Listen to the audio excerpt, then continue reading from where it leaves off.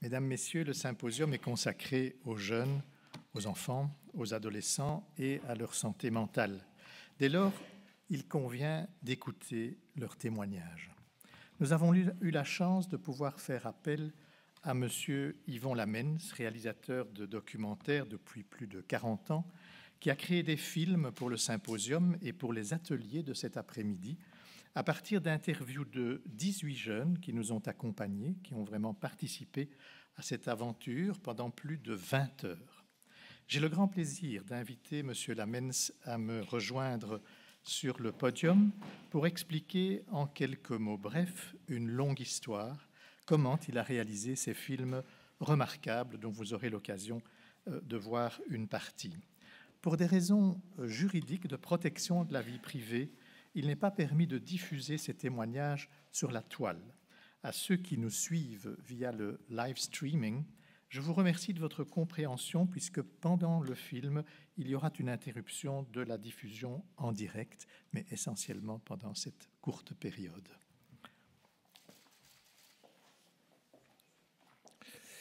Majesté, Mesdames, Mesdemoiselles, Messieurs, je remercie les médecins de cette commission de leur confiance pour la réalisation du film qui va vous être présenté sur la santé mentale, sujet, Majesté, qui vous tient à cœur. Tous les jeunes qui sont dans le film ont tout de suite accepté. Ils se sont livrés grâce à une confiance mutuelle. J'étais devenu leur mégaphone. Ils pouvaient librement s'exprimer par rapport à leur identité, sans crainte d'être mal compris. Comme dit Edgar Morin, si nous savons comprendre avant de condamner, nous serons sur la voie de l'humanisation des relations humaines. J'ai souvent remarqué que les gens qui se permettent de juger sont en général incapables de comprendre l'autre, car quand on cesse d'écouter, on cesse d'aimer. J'ai été frappé par la discussion que j'avais eue avec un petit garçon de 6 ans, placé dans un home près de Liège. C'était juste après les graves inondations et je lui ai demandé si cela le touchait de voir ce drame. Il m'a répondu qu'il était triste, surtout de voir les animaux se noyer.